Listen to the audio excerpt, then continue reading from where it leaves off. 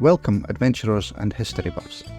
Today we're setting sail on a journey to the charming and intriguing suburb of Dundee, Broughty Ferry. Now don't let the name fool you, we're not talking about a fancy ferry boat named Broughty, but a place that's a blend of history, luxury and a dash of icy courage. Picture this, a quaint little place known as Broughty Ferry, which is a bit like if Edinburgh and Brighton had a Scottish love child. Tucked 4 miles east of Dundee, this suburb is the Marilyn Monroe of Scottish towns. It's got beauty, brains and a fascinating past. Back in the day, Broughty Ferry was the creme de la creme of fishing and whaling villages. Yes, you heard that right, whaling. Those jute barons of the 19th century weren't content with just making jute. They needed some luxurious summer homes too, so they swarmed in and built their fancy villas, turning Broughty Ferry into a hotspot for rich folk. They probably had jute-themed pool parties and seaweed spa treatments, who knows? Legend has it that the name Broughty might mean Taybank in Scottish Gaelic, but forget the ancient mysteries. There's a hilarious theory that Broughty comes from Broch, like a fort, and Tay, with ferry slapped on later because, well, why not? I mean, who wouldn't want to name their town after a ferry ride, right? Speaking of ferries, they had one. A railway ferry to be exact, crossing over to Fife. But guess what?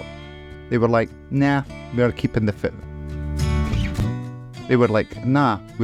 ferry in Broughty Ferry, even after the ferry's retirement party. Must have been one heck of a party. Broughty Castle was a superstar of the town, built way back in 1495. It guarded the Firth of Tay like a knight in shining armour, and even played referee in the Anglo-Scottish Wars and the Wars of the Three Kingdoms. And get this, there was another fort.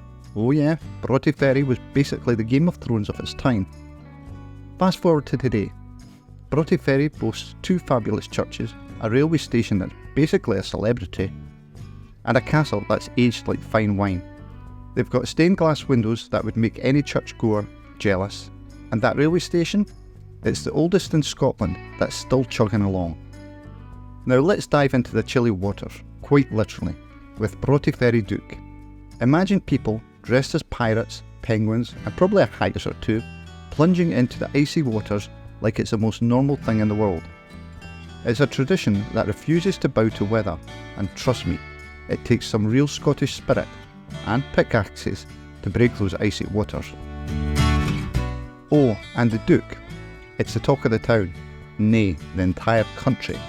The largest New Year's Duke in Scotland, with brave souls defying hypothermia and common sense, all for a good old splash. They even swam from Tayport to Broughty Ferry in January, because nothing says Happy New Year like freezing water and frostbite. So what's the cherry on top of this Scottish Sunday? Well, Broughty Ferry is your one-stop shop for a fantastic day trip or a luxurious vacation.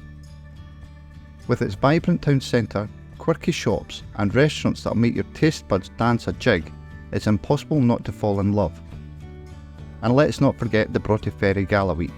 It's like a party explosion, celebrating summer and the town's stunning waterfront.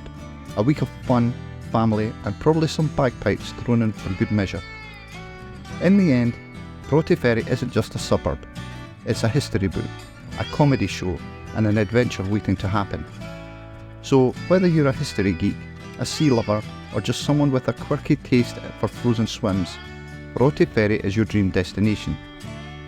It's where jute barons and penguins once mingled, where icy waters can't dampen your spirit, and where every street has a tale to tell. Cheers to Broughty Ferry, where legends, laughter and chilly dukes come together.